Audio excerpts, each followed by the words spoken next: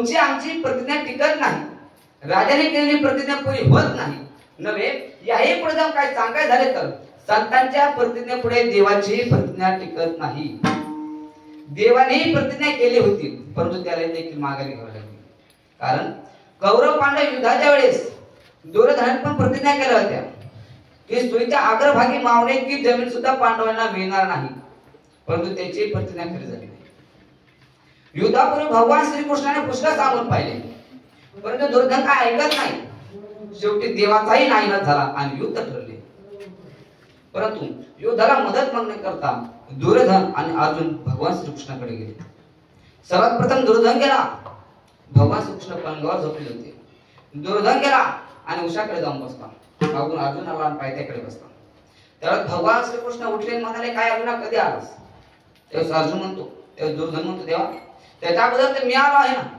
परंतु भगवान कृष्ण म्हणू लागले, परंतु मी सर्वात प्रथम अर्जुनाला पाहिले. पण असू द्या, तुम्ही दोघे कशा करता आला आहात हे मला माहित आहे. त्यापूर्वी प्रथम माझे म्हणणे ऐकून घ्या आणि नंतर तुम्हाला काय पाहिजे ते मला सांगा. हे पहा, एका बाजूला माझे 56 कोटी यादव सैन्य शस्त्र सामग्री सह राहतील आणि एका बाजूला मी एकटा राहील. ज्या बाजूला मी एकटा असेल त्या बाजूला युद्ध करणार नाही, हातात शस्त्र धरणार नाही. वाटल्यास युक्तीचे 4 गोष्टी सांगेल. दुर्योधनाला विचारलं, बोल दुर्योधना तुला काय पाहिजे? दुर्योधनाने मला विचार केला, हा एकटा घेऊन काय उपयोग, कारण हातात शस्त्र धरणार नाही म्हणतो, युद्ध करणार नाही आणि युक्तीचे 4 गोष्टी सांगतो. ज्या गोष्टी ज्या सल्ला सांगणार आहे त्या खऱ्या सांगतो का खोट्या सांगतो? त्यापेक्षा सैन्यच घेतले बरे असा मनात विचार केला. आणि भगवान कृष्ण मला तो सैन्य शस्त्र सामग्री सगळी. भगवान कृष्ण म्हणाले, काही हरकत नाही. अर्जुनाला विचारलं, बोल अर्जुना तुला काय पाहिजे? त्यावेळेस अर्जुन म्हणतो, देवा मला तू एकटा असला तरी पुरे, दुसरी कोणाचीही गरज नाही. असा ठरवून युद्ध ठरले. दुसऱ्या दिवशी युद्ध सुरू झाले. युद्धाला 1 दिवस झाला, युद्धाला 2 दिवस झाले, युद्धाला नवे ते 4 दिवस झाले. परंतु पांडवांकडील एकही वीर एकही योद्धा मेला नाही आणि कौरवांकडील बरेच वीर महारथवीर मृत्युमुखी पावले. दुर्योधनाने पाहिलं आणि भीष्माचार्याकडे गेला. भीष्माचार्य म्हणला, पितामह आज युद्धाला 1 ते 4 दिवस झाले, युद्धाला 1 ते 4 दिवस झाले, परंतु पांडवांकडे एकही वीर मेला दिसत नाही आणि आपल्याकडे बरेच वीर महारथवीर मृत्युमुखी पावले. तुम्ही शरीरात जरी आमच्याकडे असाल ना, म्हणजे मात्र तुम्ही पांडवांकडे आहात. असा मर्मभेद दुर्योधन भीष्माचार्याला बोलला. भीष्माचार्याला राग आला. भीष्माचार्य म्हणाले, दुर्योधना तुला असेच वाटते ना, तर उद्या सूर्योदयापासून तर सूर्यास्तापर्यंत एकही पांडव या भूतकाळावर दिसणार नाही, निष्पांडव पृथ्वी करणार अशी आग्रह प्रतिज्ञा पितामह भीष्माचार्यांनी केली. दुर्योधनाच्या मनात फार आनंद झाला. परंतु ही वार्ता इकडे पांडवांना काय, धर्मराजाला फार काळजी वाटू लागली. कारण ही दुसरी प्रतिज्ञा कोणाची नाही, ही प्रतिज्ञा पितामह भीष्माचार्यांची आहे. ते खरी केल्याशिवाय राहणार नाही. तेव्हा सर्व भीम, अर्जुन, नकुल, सहदेव आणि द्रौपदी चिंतित पडले. त्यावेळेला द्रौपदीने भगवान कृष्णाला धावा केला. भगवान श्रीकृष्ण तेथे आले. द्रौपदीला म्हणू लागले, काय द्रौपदी काय काम काढलंस? तेव्हा मला एवढं रात्री बोलवलं. द्रौपदी म्हणाली, भगवंता. द्रौपदी भगवान त्यांनी पडले, रडू लागले, देवा ए देवा माझे पती वाचवा, माझे पती संकटात सापडलेले आहेत. पितामह भीष्माचार्यांनी उद्या निष्पांडव पृथ्वी करणार अशी आग्रह प्रतिज्ञा केली आहे. ते खरी केल्याशिवाय काय राहणार नाही. तेव्हा माझे पती वाचवा, माझे पती संकटात सापडलेले आहेत. अति दुःख होऊन भगवंताला विनवू लागली. आणि ही द्रौपदीची अवस्था पाहून भगवान कृष्ण, द्रौपदी काही काळजी करू नकोस, मी सांगेल तसे कर म्हणजे झाले. भगवंता तुम्ही सांगताय तसे मी करेल, परंतु माझे पती वाचले पाहिजे. एवढ्या रात्री भगवान कृष्णाने द्रौपदीला आपल्या खांद्यावर घेतले आणि भीष्माचार्यांच्या पर्णकुटीजवळ नेले. द्रौपदीने चापला आपल्या स्वतःच्या हातात घेऊन द्रौपदीला आत जाऊन भीष्माचार्याचे दर्शन घे म्हणून सांगितले आणि द्रौपदी आत गेली. भीष्माचार्याचे दर्शन घेतले. भीष्माचार्याने आशीर्वाद दिला, पुत्रवती भव. परंतु द्रौपदी म्हणाली, हा आशीर्वाद या जन्मीचा दिला का पुढच्या जन्मीचा दिला? हे उद्गार भीष्माचार्याच्या कानी पडतात. भीष्माचार्य म्हणाले, कोण बोलतोय? द्रौपदी. द्रौपदी म्हणाले, होय भगवंता, होय भीष्माचार्य, मी द्रौपदी बोलते. तुम्ही उद्या निष्पांडव पृथ्वी करणार आहात. मग हा आशीर्वाद कोणत्या जन्मीचा दिला? भीष्माचार्य म्हणाले ते जाऊ दे, तुला इथं आणलं कोण हे मला सांग. कारण की भीष्माचार्याला माहित होतं की ही काही एकटी येणार नाही. त्याच्यामुळं भीष्माचार्य म्हणाले तुला इथं आणलं कोण हे मला सांग. द्रौपदी म्हणाली माझा नोकर बरोबर आला आहे, तो दाराबाहेर उभा आहे,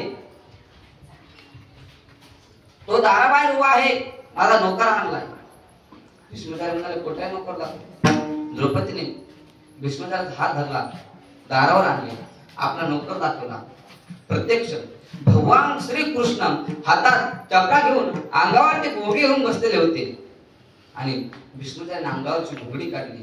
प्रत्यक्ष भगवान श्रीकृष्ण द्रौपदीच्या चपला आपल्या स्वतःच्या हातात घेऊन भीष्माचार्य पुढे उभे राहिले आणि भीष्माचार्य म्हणतात हे भगवंता, माझ्यासारखे हजार जरी भीष्माचार्य होऊन गेले तरी पांडवांचे काही वाकडे होणार नाही, कारण तू त्यांच्या पाठीशी आहेस. दुसऱ्या दिवशी युद्ध सुरू झाले. अर्जुनाचा भीष्माचार्याचा रथ समोरासमोर आला, जोरात युद्ध सुरू झाले आणि भीष्माचार्याने शेवटचा बाण धनुष्याला जोडला. तो अर्जुनावर सोडणार, त्या बाणाने अजून मरणार हे भगवंताच्या लक्षात आलं आणि भगवंताने आपल्या हातामध्ये सुदर्शन चक्र घेऊन ते भीष्माचार्यावर सोडणार. त्या सुदर्शन चक्राने भीष्माचार्य मरणार हे भीष्माचार्य सुद्धा लक्षात आलं.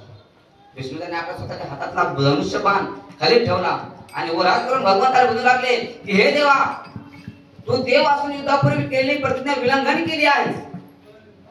तू प्रतिज्ञा केली होती की हातात शस्त्र धरणार नाही, युद्ध करणार नाही आणि तू ती सर्व मोडली आहेस. तू आता मला मारलं तरी चालेल, तू आता मला मारलं तरी चालेल. हे भगवंताने ऐकलं, भगवंताने सुदर्शन चक्र माघारी घेतले, त्या अर्जुनाचा जीव वाचवला आणि भीष्माचार्याचा पण खरा केला. भीष्म पण गेला खरा, धनुर्धरा रक्षले. आतापर्यंत पुष्कळने प्रतिज्ञा केल्या.